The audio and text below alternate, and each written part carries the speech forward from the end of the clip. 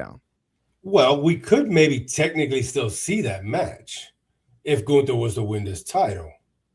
Maybe a Clash of Oh, Champions. right, exactly. Maybe. Maybe. But Or I or yeah, if that doesn't happen, right? We could see another match between Roman Reigns and Cody Rhodes. I don't want to see that either. But there's a but in there. If Randy Orton comes back, then we'll probably see Randy Orton versus Gunther. And And that's that I think Orton's done. Honestly. yeah, the injuries got him, bro. I'm sorry. Right. The injuries Yeah. have checkmated his career. What's his injury now?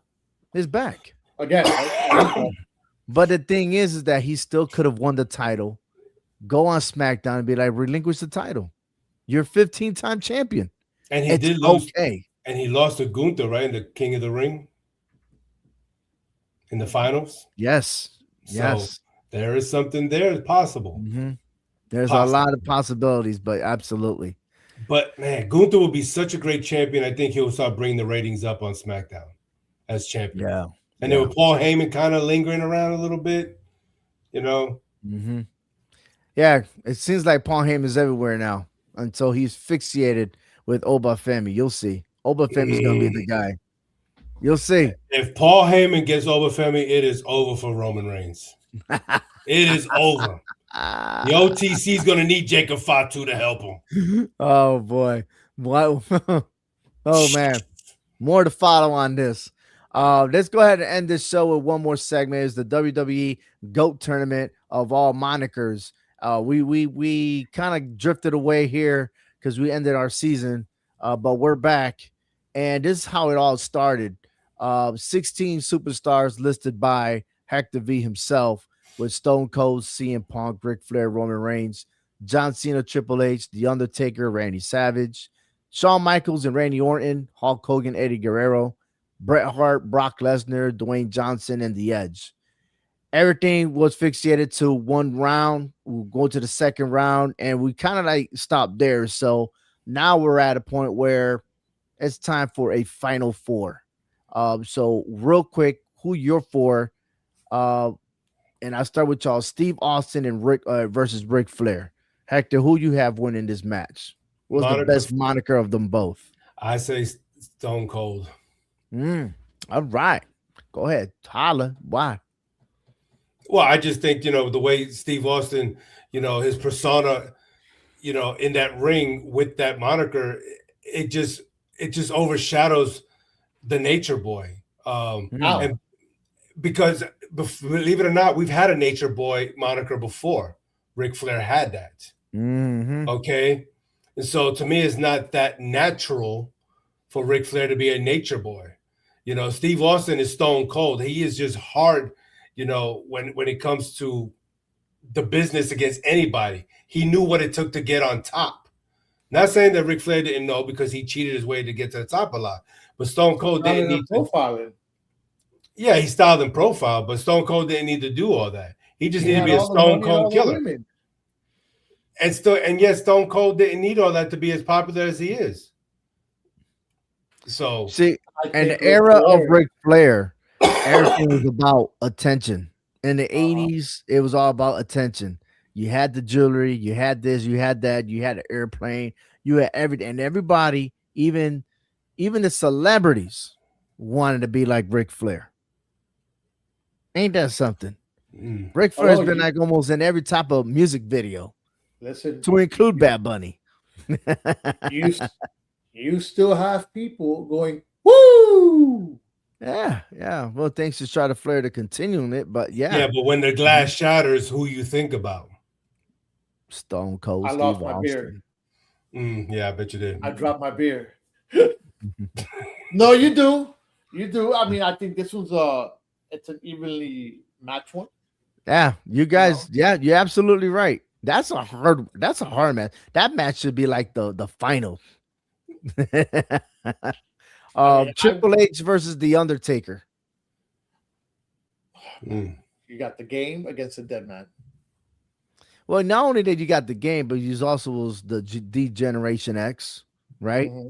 So he was the game being serious, but he also was a comedian, right? He was very sarcastic to everything. I mean, how you do that to where you gain your woman, then you diss your woman, and there's a whole lot, right? Yeah. And then he was, what was he again? Hensley? Hunter Hunter. Hudson. He looked like some British dude. Yes. But then you had the Undertaker, which everyone was scared of him, his debut, to where he ended up being was it the Phenom, the Dead Man, but he was also what was The he? American The bike Badass. rider, the The badass, American Badass. right? Mhm. Yeah. So there's a lot that he has done. So who you winning, Frank? Who you got for victory? I got Taker on this one. All right, actor. I got Triple H on this one. Oof, man, another split. Ooh. Wow, I like them both too.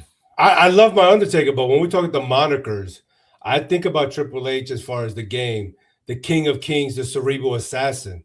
Okay, that's somebody that I want on my side because he knows how to strategically go about his matches and know how to dominate his matches.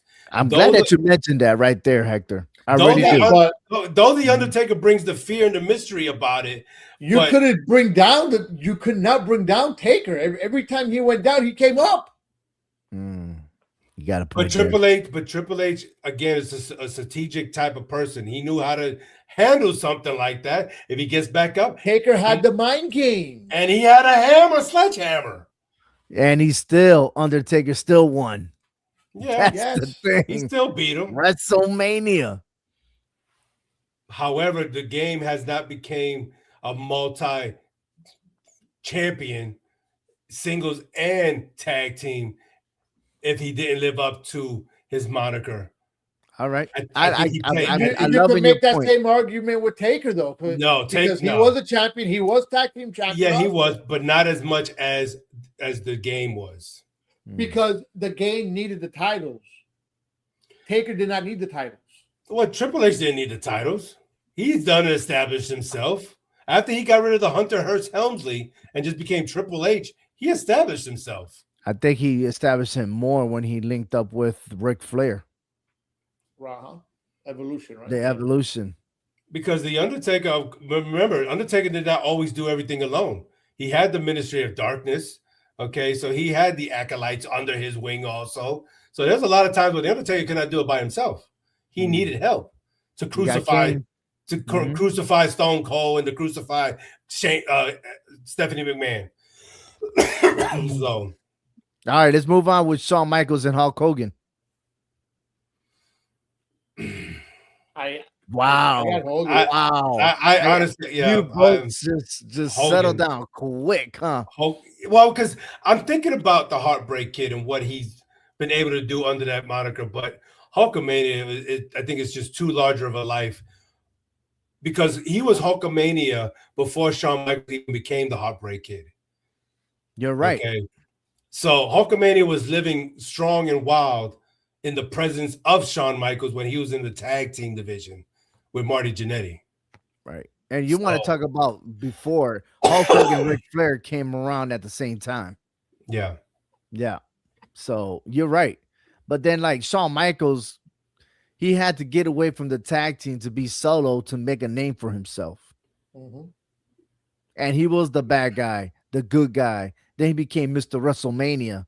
I mean, but then again, without WrestleMania, you couldn't only do it with Hulk Hogan. No, you're right. You could not have WrestleMania without Hulk Hogan. But Shawn Michaels, I got to give it to Shawn Michaels. He elevated it. He took what Hogan created in WrestleMania and elevated it to become Mr. WrestleMania. So he took it to the next level. Absolutely. I give him that. Yep. All right. But still, Hulkamania wins this one. Frank? Hulkamania. I mean, all right. That's last one, Bret Hart and Dwayne Johnson. You got The Rock. The Rock has a bunch of different sayings all over the place. All right. It doesn't matter what you say. You know, the eyebrow raising guy, he held his own little concerts. But you have Bret Hart, the excellence of execution. When you look at that, and you see his style of wrestling and how he wrestled, he was actually that. Whether he was a singles wrestler or a tag team wrestler. For me, I will take Bret Hart on this one. Okay. I thought we was going to have an argument on this because I agree with Frank. I mean, yeah, because finally, Bret Hart, Vince Hector. Oh man. Yeah. Well, Bret Hart, he was always driven when he got into that ring and he showed the world that after the Hart Foundation, he was able to do it by himself, winning WWE titles, Intercontinental titles. Okay. His wrestling style is just, his moniker just lived up to the name. He knew how to execute every single move in that ring. Whether he won or lost, he showed his opponent why he is the excellence of execution. Nobody can execute any moves as good as him. Now, what would have happened prime for prime if he would have stepped in the ring with Kurt Angle or Brock Lesnar? Now he would have been challenged. You see, his moves were just unbelievable because he trained under his dad in the dungeon, and we know that was a very tough place to train. So he was a very great executioner. Canadians always had a way to make excellence in wrestling.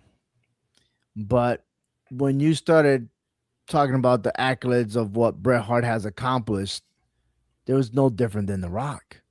The Rock, an 8-time world champion. Or I'm sorry. Yeah. I'm sorry. No, 10-time world champion. Okay.